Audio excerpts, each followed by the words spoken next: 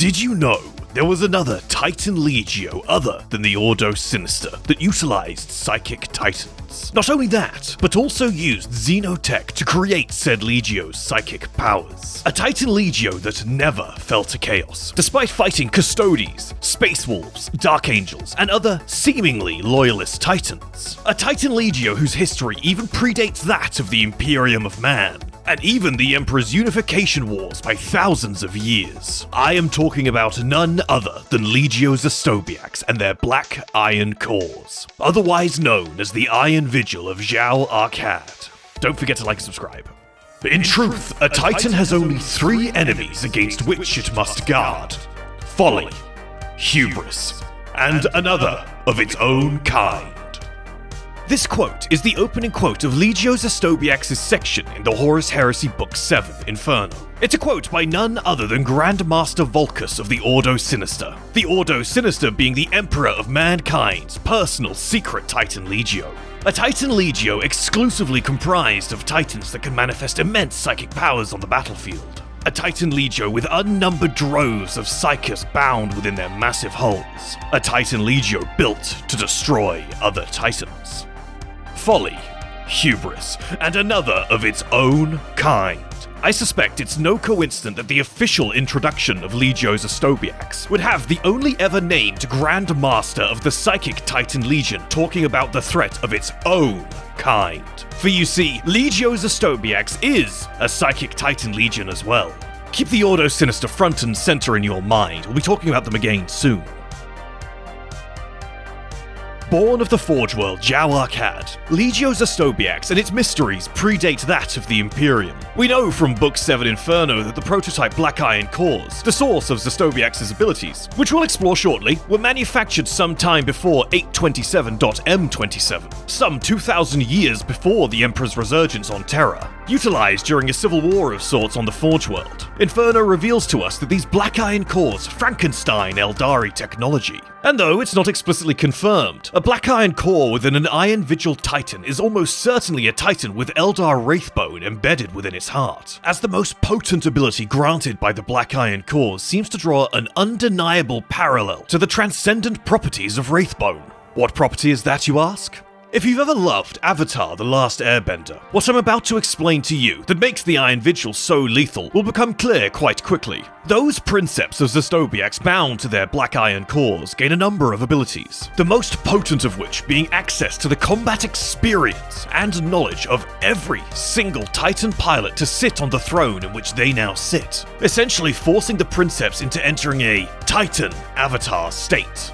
Though this isn't all it grants them. In the rules PDF and physical sheet for the Forge World Warbringer Nemesis Titan, we're told that Nemesis Titans have a preternatural ability to predict enemy movements before they even happen. Well, thanks to the Black Iron Cores, that preternatural ability comes standard with all of Legio Zobiacs' Xenotech Titans. Not to mention that the Black Iron Cores essentially turn the rigid and often sluggish inner workings of a Titan into a smooth, self-adjusting environment. And I mean that quite literally. The Black Iron Cores do so much internal heavy lifting that the Iron Vigil's Titans were manned with noticeably smaller crews, as the psychically amplified machine spirit would pick up all of the slack in a far more efficient capacity than any mortals could.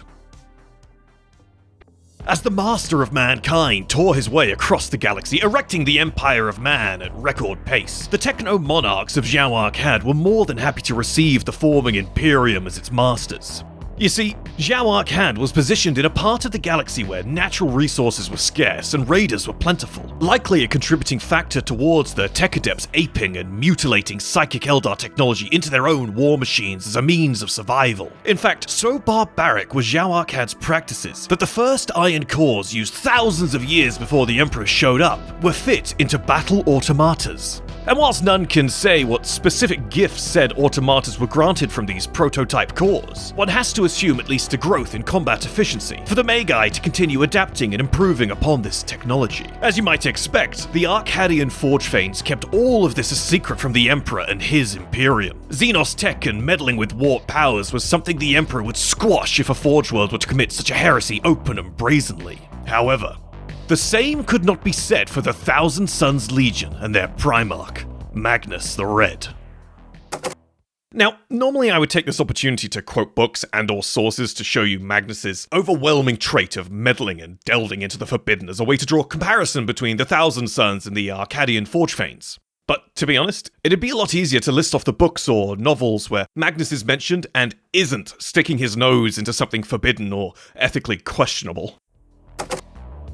In terms of powerhouse worlds hosted by the Imperium, Legion homeworlds and Forge worlds were pretty much the peak of power during the Great Crusade. And as luck would have it, Magnus the Red's homeworld of Prospero and Zhao Arcad would find themselves their closest powerhouse neighbours. Book 7 Inferno details an awful lot about Legios Zobiacs, like how they were one of the smallest Titan Legios of the Crusade era, and that they favoured Reaver Titans as they believed them to be more cost-effective to produce. Though in canon, other Forge worlds and in lore, Horus Heresy sources do refute this. Another revelation revealed is that the Thousand Sons and Zhao Arcad were absolutely thrilled to work with each other, sharing not just jealously coveted resources with one another, but arcane knowledge too. In fact, as Zhao Arcad, Legio Zobiacs, the Thousand Sons, and Magnus the Red all came to know and trust each other, the Thousand Sons and their Primarch would encourage the illicit experimentation with the Black Iron cores, so ready to delve into the heretical and arcane with the 15th Legion that they had actually gotten the Iron Vigil to erect a subforge on their homeworld of Prospero. And keep in mind, at this point in Imperial history, during the Great Crusade, the idea of a Legion homeworld being attacked was entirely unheard of, even insane to think.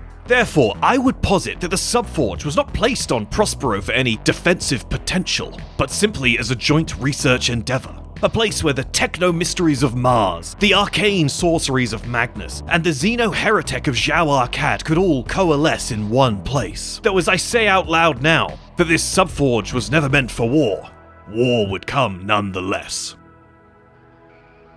As we all know from the various novels that detail Leman Russ's attack on Prospero, such as Prospero Burns, the Emperor, stricken with wrath at Magnus's warp-born declaration of Horus's betrayal, would send several forces to Prospero to subdue and arrest Magnus the Red and his legion. Chief amongst them was the Space Wolves and the Legio Custodes, alongside the Silent Sisterhood. However, there were also a few other players from the Imperium brought to bear, such as a small contingent of the Sons of Horus Legion, Night House Malanax, the Titan Legio Mortis, and, kept in reserve in case of the direst of circumstances, a handful of Psi Titans of the Ordo Sinister. In the opening of the battle, before unleashing any Titans, Legio Zobiacs and Zhao Arcad hoped that by unleashing their battle automata against the Imperial Censure Force, that it would be enough to weaken their adversary, perhaps to force them to reconsider their position.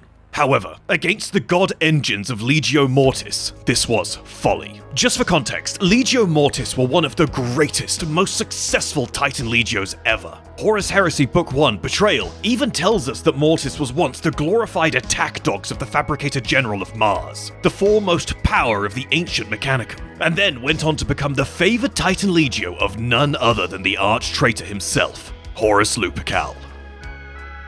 With their battle automata crushed beneath the god engines of Mortis, Zobiacs had no choice but to unleash their titans armed with their black iron cores. Though details on the conflict are scarce, the Iron Vigil was able to defeat Legio Mortis. In fact, due to Mortis' notoriety and the fact that Zobiacs were outmanned, outgunned, and outnumbered, that in the few short months between the burning of Prospero and the total outbreak of the Horus Heresy, Terra would launch an inquisition to determine the source of Zobiacs' secret power. Those said inquiries would never bear fruit as the heresy would ensue, throwing the Imperium into chaos. It's written in Inferno that Legio Mortis greatly underestimated Legio Zobiacs, despite Mortis bringing more titans and more firepower, and noted in the book as seemingly having more experience. Zobiacs' black iron cores immediately leveled the playing field.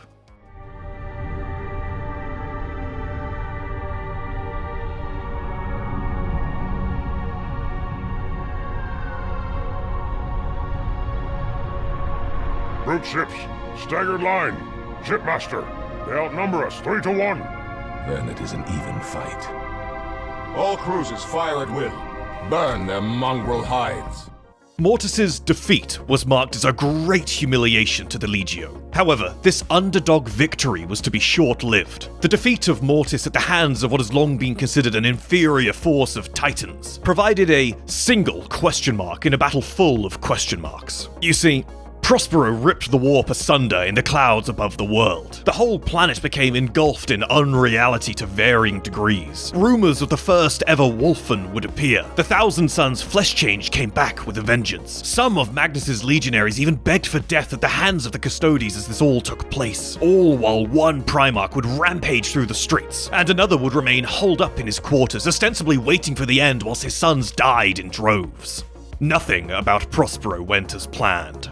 As the underdog Titan Legio basked in their glory at defeating the famed Legio Mortis, a new enemy was unleashed. For the power and experience that Zobiacs' Avatar State Titans could muster, it was ill-equipped to deal with even the small number of Psi Titans of the Ordo Sinister that would now take to the field. The subforge and Titans of the Iron Vigil stationed on Prospero were annihilated. Such is the power of the Ordo Sinister.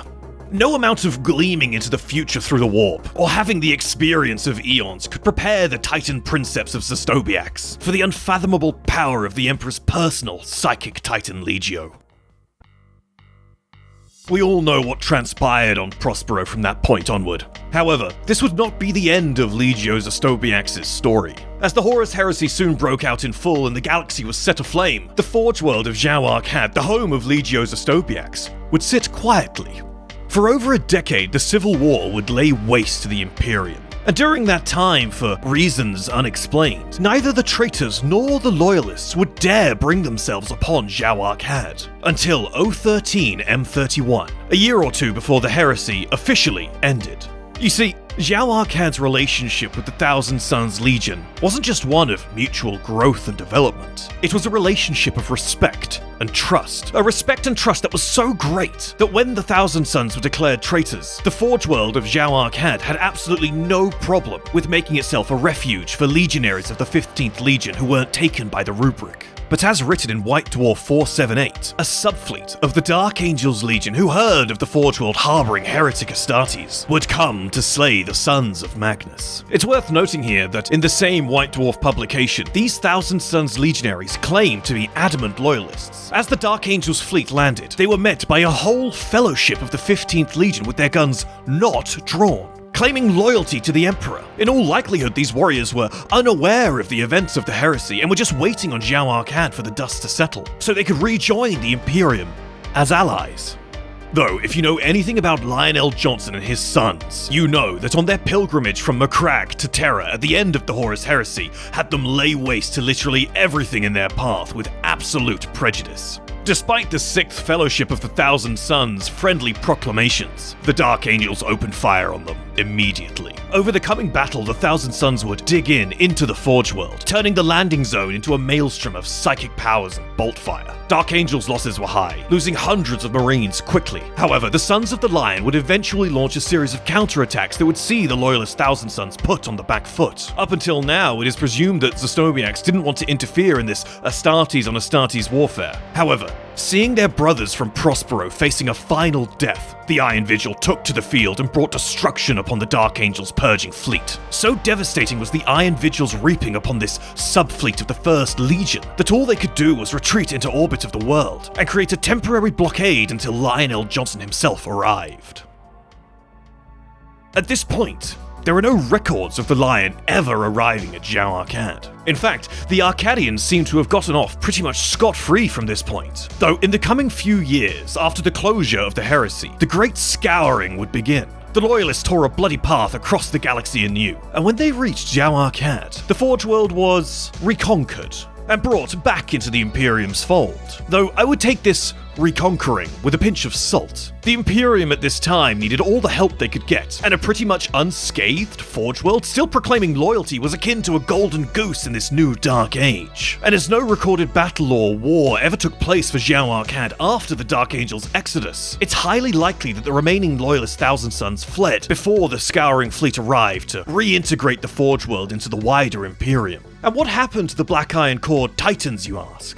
As per Spirit of Cogs by John French, the Scouring Fleet simply demanded they all be decommissioned or destroyed. However, fast forward to the current setting in M41, that doesn't seem to have been the case. The Arcadian Forge Thanes did one final act of preservation for their technology that saved the Thousand Suns, and brought the now traitor Legio Mortis to its knees, took their Black Iron Core Titans, and hid them deep beneath the surface of Zhao Arcade, where they remain to this very day, waiting for the time they are once again called to war by the Omnissiah. Or maybe even their long-lost brothers, the sons of Magnus the Red. I have loved Legio's Zobiacs for years. I coerced the team into letting me do a podcast on them in 2024, and I have no regrets. I'll link that down below if you're curious. I think Zobiacs are a great example of a force in the setting that's given something special, but isn't overplayed to the point of its special trait being a detriment to its intrigue. My only sadness is that Zobiacs didn't take to the field in more recorded conflicts of the Horus Heresy. But who knows? The Black Iron Core god engines beneath the Forge World still exist. Who knows when they will be fielded next, and to what end? Let me know in the comments down below what kind of conflict you'd like to see the Iron Vigil reintroduced into the setting with. See you next time. Behind every paragraph and reference in these videos, there's a mountain of research, editing, and more than a few burnt-out cogitators. That's where our patrons come in, with multiple tiers offering a variety of things, from exclusive chats in our Discord to personalized artwork created for our individual patrons. Every subscription keeps the machine spirit of the Astartes Anonymous YouTube channel appeased. And for our top-tier patrons, a display on the Wall of Honor at the end of each podcast. So if you're enjoying the content, please do consider taking a quick look at our Patreon. Thanks so much for watching.